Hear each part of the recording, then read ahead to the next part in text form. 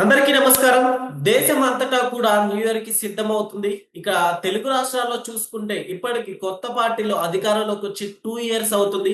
So recent గానే చంద్రబాబు నాయుడు గారు కూడా మాట్లాడుతూ గత ఏడాది సక్సెస్‌ఫుల్ గా రన్ అయింది. నెక్స్ట్ కూడా అలానే రన్ అవ్వాలి అన్నట్లు కూడా వ్యాఖ్యానించడం జరుగుతుంది. అభివృద్ధి పరంగా ఎలా ఉంది ఇప్పుడు ప్రస్తుతం ఏపీ అండ్ తెలంగాణలో?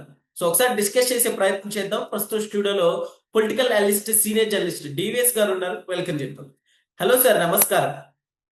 నమస్తే. సార్, ఏం చెప్తారు సార్? న్యూ ఇయర్ కి ఇంకా మరి కొద్ది రోజుల్లోనే ఉంది. రెండు పార్టీలు, రెండు తెలుగు రాష్ట్రాలు కూడా కొత్త పార్టీలు వచ్చి 2 ఇయర్స్ కంప్లీట్ చేసుకుని ఎలా ఉంది సార్ పనితీరు?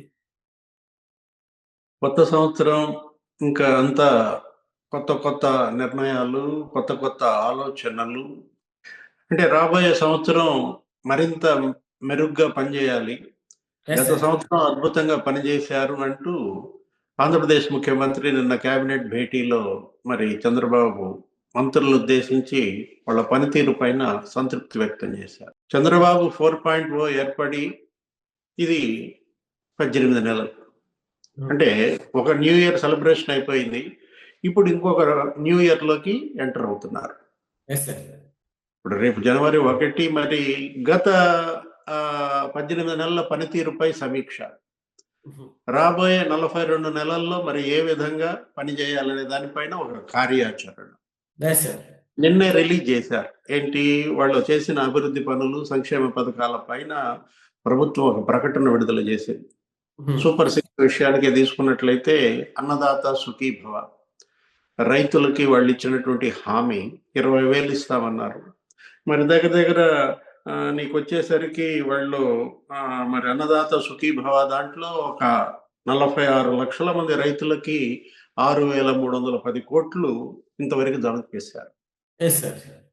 అంటే రైతులు ఇవాళ మామిడి రైతులు, లేకపోతే ఉల్లి రైతులు, నెక్స్ట్ పొగాకు, మిర్చి, ఎప్పుడు ఏ రైతులకి కష్టం వచ్చినా ఈ ప్రభుత్వం ఆదుకున్న విధానం, ముఖ్యమంత్రి చంద్రబాబు స్పందించిన తీరు. ఇప్పుడు మామిడి రైతులకి దగ్గర దగ్గర ఒక 300 కోట్లు ఇచ్చారు, ఇస్తున్నారు.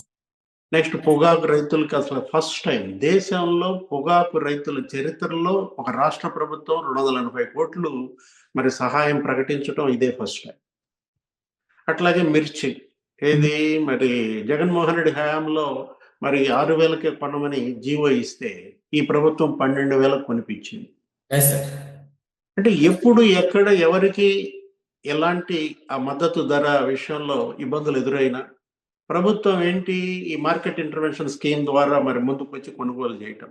జగన్మోహన్ రెడ్డి చేసిన ప్రతి ఆందోళన, అతను తీసుకున్న ప్రతి స్టెప్ కి వీళ్ళు అడ్రస్ చేయటం, ఆయనకి స్పేస్ లేకుండా చేయటం. అదే కాదు, ఇప్పుడు తల్లికి వందనం మరి దగ్గర దగ్గర 10,900 కోట్లు చెల్లించారు. 67.27 లక్షల మంది విద్యార్థులకు అనమాట. అంటే జగన్మోహన్ రెడ్డి మరి ఒక బిడ్డకే ఇచ్చాడు. ఎంతమంది పిల్లలు ఉంటే అంతమందికి మరి అమ్మ ఒడి ఇస్తానని చెప్పిన జగన్మోహన్ రెడ్డి అధికారంలోకి వచ్చిన తర్వాత మరి ఒక బిడ్డకే పరిమితం చేశాడు. రెండో బిడ్డ చదువు నాకు బాధ్యత లేదన్నా. ఇప్పుడు ఈ ప్రభుత్వం ఎంతమంది పిల్లలు ఉంటే అంతమందికి ఇవాళ తల్లికి వందనం ఇస్తోంది. మొన్న మనం చూసాం, ఏదో కర్నూలు జిల్లాలోనో ఎక్కడో ఒక ఇంట్లో 12 మంది పిల్లలు, ఉమ్మడి కుటుంబం, 12 మందికి తల్లికి వందనం డబ్బులు పడ్డాయని చెప్పి వాళ్ళు సంతోషం వ్యక్తం చేయటం. అంటే ఇప్పుడు ఉచిత బస్సు ప్రయాణం మహిళలకు, వాళ్ళ ఆర్టీసీలో స్త్రీ శక్తి అనేటువంటి పథకం కింద ఉచిత బస్సు ప్రయాణానికే దగ్గర దగ్గర ఒక 1,144 కోట్లు ఖర్చు పెట్టారు. అంటే 3.25 కోట్ల మంది ఇవాళ దానివల్ల లబ్ధి పొందారని. అంటే ఉచిత బస్సు ద్వారానే 1,144 కోట్ల లబ్ధి ఇవాళ మహిళలకి అందుకోవటం. పింఛన్లు, అసలు పింఛన్లు మనం చూసాం ఏంటి, మొదటి రోజే 1,000 రూపాయలు పెంచేశారు. ఈ 1,000 రూపాయలు పెంచడానికి జగన్మోహన్ రెడ్డి మరి ముక్కి మూలిగి సంవత్సరానికి 250 250 250 అట్లా పెంచుకుంటూ 4 ఏళ్లు పెంచుతూ పోయాడు.